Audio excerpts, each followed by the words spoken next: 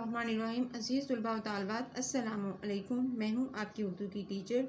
मैं अपने जमात शशुम 6 क्लास के बच्चों से मुखातिब हूँ। 6 क्लास बेटा, आज के तदरीसी अमल में हम उर्दू अलिफ सबक नंबर 6 के बारे में पढ़ेंगे। सबक नंबर 6 जो है वो आपके मार्क्स प्लान में शामिल है और सबक का नाम है इश्तिहारात ज़रूरत नहीं है कि। इश्तिहारात होता है आपने कोई चीज़ बनाई है, अब आप अपनी रोज़मर्रा जो आपकी ज़िंदगी होती है, रोज़मर्रा के जो काम होते हैं उसमें हर वक्त आपके पास किसी न किसी चीज़ की ज़रूरत होती है।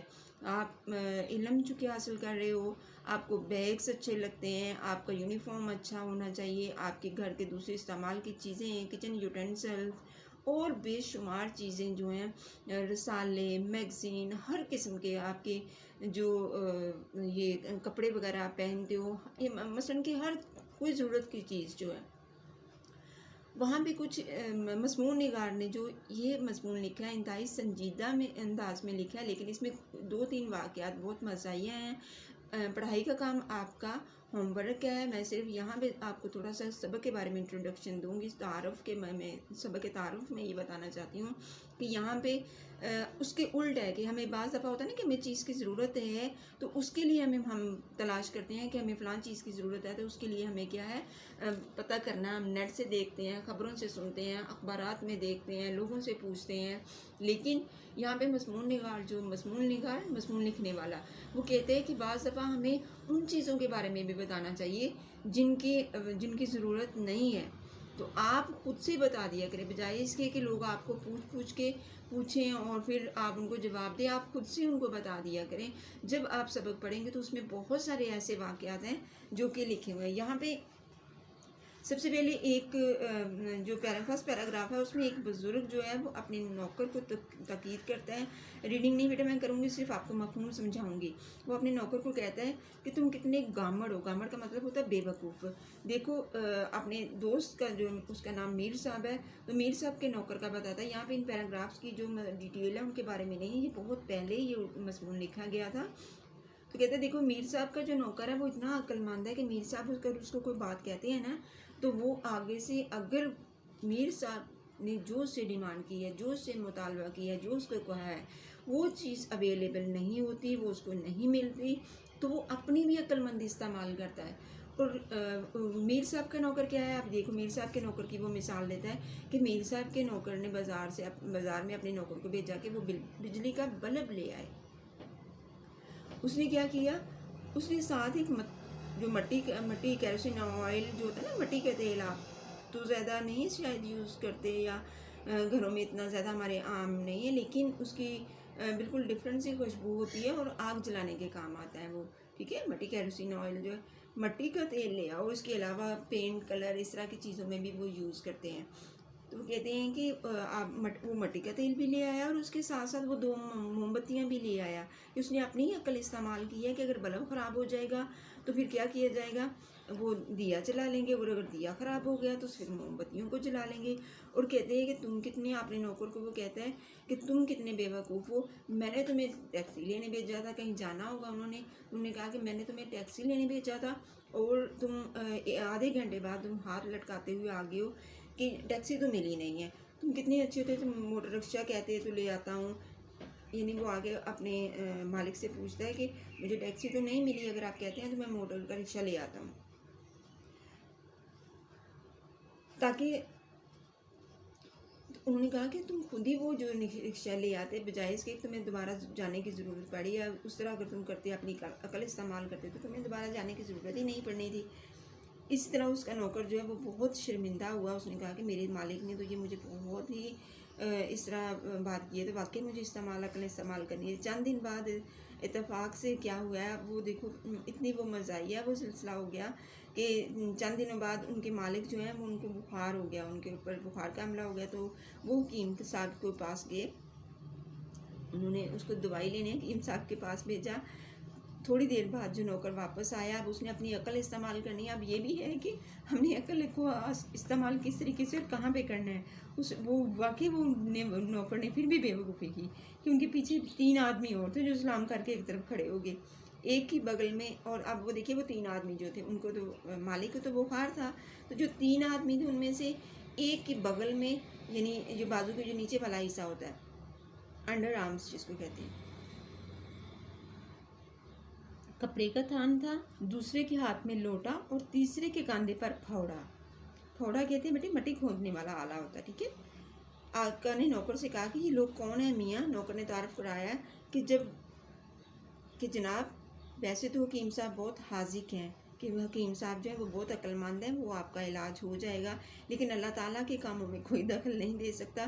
خدا نخواستہ کوئی ایسی ویسی بات ہو جائے تو میں درزی کو بھی لے آیا ہوں، اور وہ کفن کا کپڑا بھی لے آیا ہوں، اور ساتھ غسال کہتے ہیں، غسال جو غسل دینے والے کو، جب جو انسان ہے اس دنیا سے جہان فانی سے کوچ کر جاتا ہے تو اس کو بڑے ادب و احترام کے ساتھ اس کو دفاع کیا جاتا ہے. تو اس سے پہلے بیٹا اس کو غسل دیا جاتا ہے. تو غسل کرنے والے کو کیا کہتے ہیں؟ مردے کو غسل کرنے والے کو غسال لے آئے ہوں، اور اس کے ساتھ ساتھ میں گورکن بھی لے آیا ہوں کہ تاکہ مجھے بار بار چکر نہ لگانا پڑے.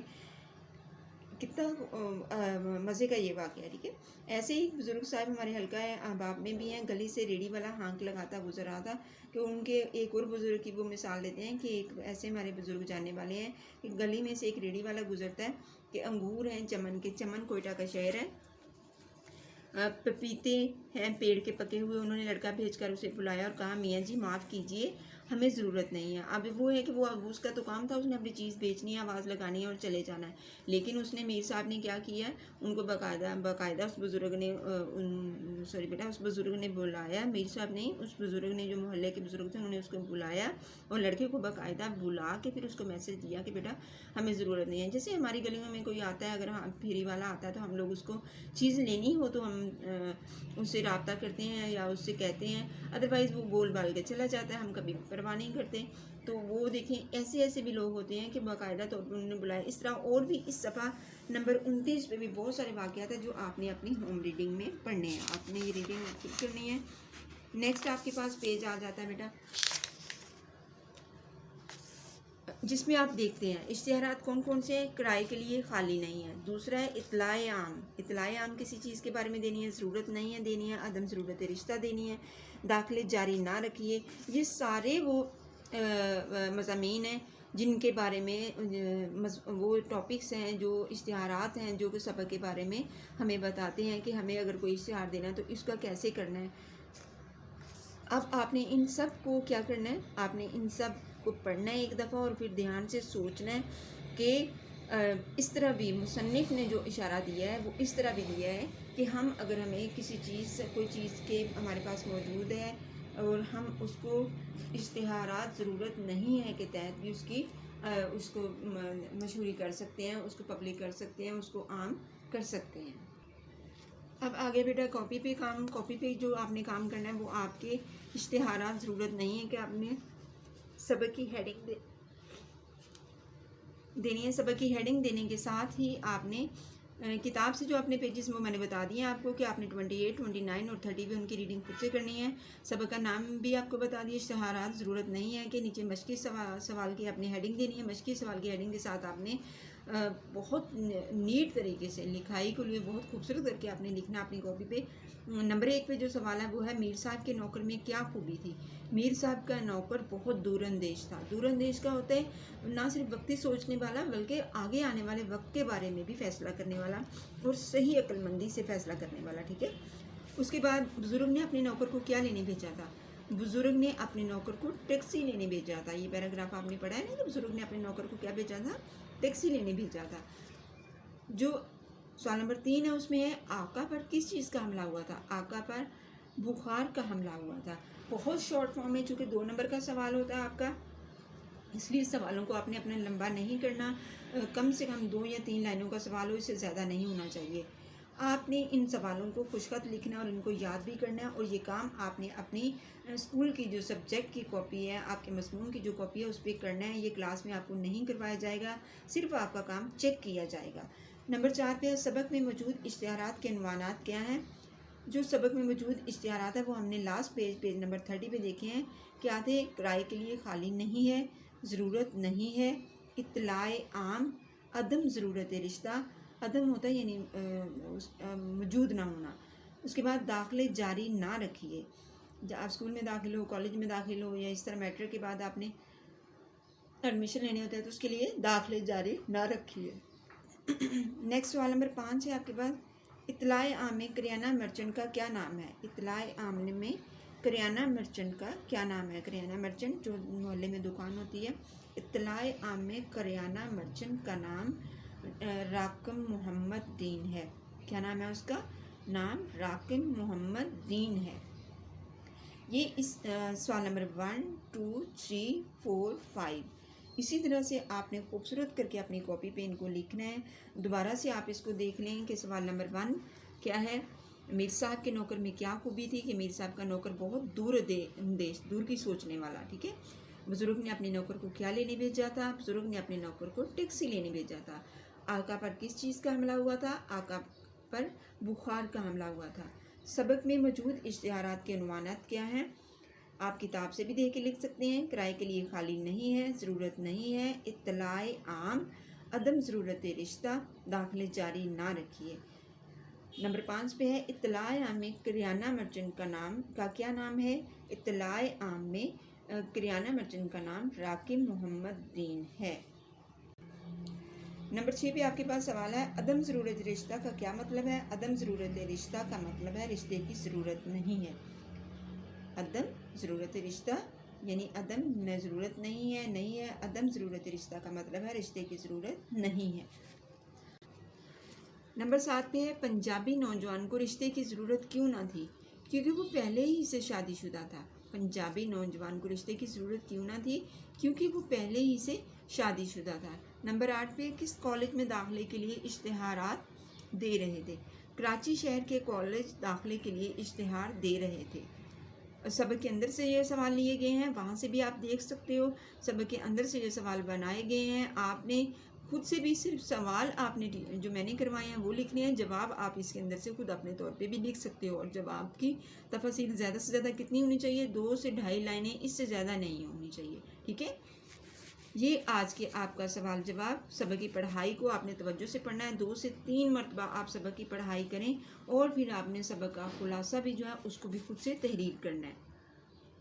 خلاصہ میں بھی آپ کو کروا دوں گی، لیکن بیٹا سبق کا خلاصہ جو ہے وہ ابھی خود سے سبق پڑھ کے اس کو مختصراً اپنے لفظوں میں لکھنا سیکھا کریں۔ سب سے پہلے بار بار آپ کو یہ ہر سبق میں بتایا جاتا ہے کہ جو ایسے تفاصیلی سبق ہوتے ہیں نثر کی صورت میں جو لکھے گئے ہوتے ہیں، ان کو آپ نے اسی ترتیب سے آپ ذہن میں رکھیں کہ کس ترتیب سے وہ سبق آ رہا ہے، تو اس کے بعد اس کو اپنی معلومات میں لکھتے چلے جائیں تو آپ کے پاس ایک پورا خلاصہ تحریر ہو جاتا ہے۔ امید ہے آج کا سبق آپ کو سمجھ آ گیا ہوگا۔ ان الفاظ کے ساتھ میں آپ سے اجازت چاہتی ہوں۔ اللہ حافظ۔